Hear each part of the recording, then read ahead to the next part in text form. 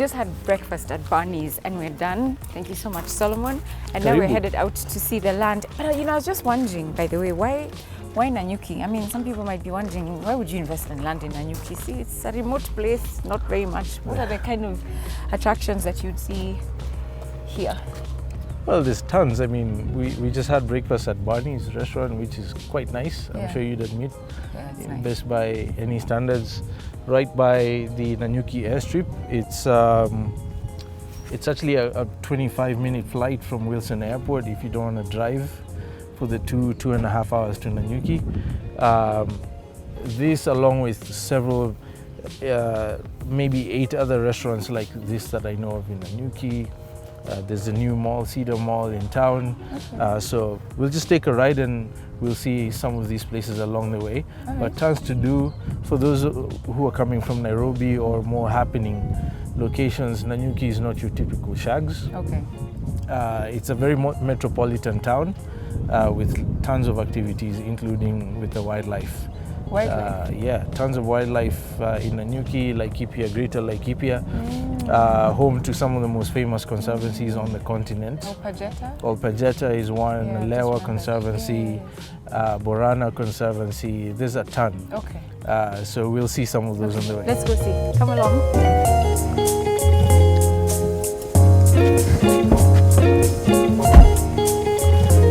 You know, I've never actually been to Olpajeta, by the way. That is a crime. It's a crime? Yeah. Olpajeta is beautiful. It sits on 90,000 acres. Only 4.5 kilometers from our site, actually. 4.5 kilometers? Yeah. So you can just go for like a game drive, or do you have to stay on the property? How does it work with these private, are they private? Yeah, it's a private conservancy. Yeah. They have 2 main entry points. There's one about 15 kilometers from the main road just before you enter Nanyuki town. The other's on the Rumuruti Nanyuki road, which is the side we're on. And you could do the game drives for both. One's better access for the Sweetwater's tented camp. Yeah. And then the other's better for access into the Mount Kenya Wildlife Estate, which, as you might know, was development of 66 homes so far within 1,000 acres. I think they're going to do another 34 houses within 1,000 acres. Okay. And they sold each for about 33 million shillings. Okay. So, you know, if you don't want to stay in the hotels in town, you could easily rent one of the villas. They're 4-bedroom villas, self-catering. I think they roughly go for about 20,000 shillings a night. Okay. And those are also available on Airbnb. So tons of opportunities like these to enjoy all over Laikipia. Yeah. Besides the better known institutions like the Mount Kenya Safari Club and so on. Yeah. Okay.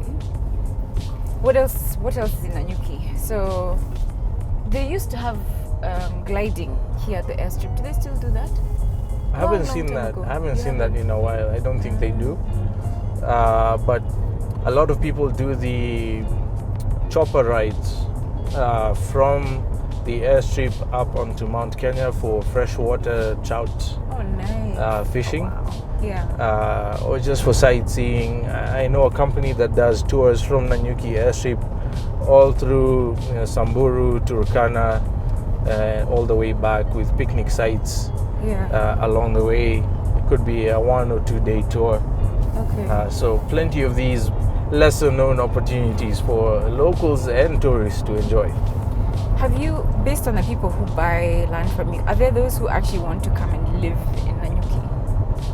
Absolutely, yeah. I mean, we've seen a huge influx of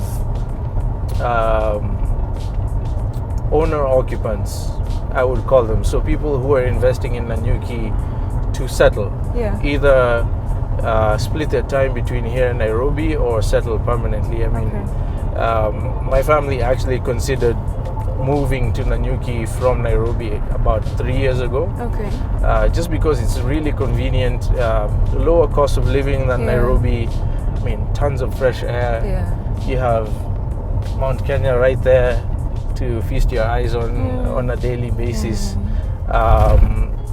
And and the cost of rental even is not that high compared to Nairobi, unless you're going for the higher end type of property. So a lot of people are seriously considering moving to Nanyuki, and we've seen some actually do that. Okay. Yeah.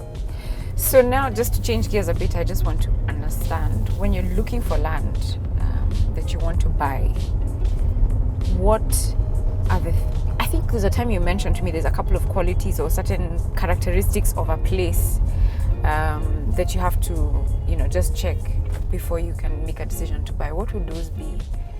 If you could just remind me. Yeah, sure. I mean, that's going to be very subjective. I think that would be based on your own personal investment goals, but we both personally and as a business, Goshen Acquisitions, we like to look at three main things. The first one is going to be distance from Nairobi. It's a 2 to 3 hour driving radius in general in any direction. We consider as viable for these kinds of investments. Why? Because your price point at that distance from Nairobi is a lot friendlier. The further out you go, obviously the cheaper it gets. But then that also introduces challenges with accessibility and management of the property, especially if you're not living there. So 2 to 3 hour drive radius. Nanyuki is exactly 2.5 hour drive from Nairobi at 100 kilometers per hour. Very accessible. It's a 25 minute flight from Wilson Airport. So we find that to be very ideal. The second thing is we like to be next to impending developments.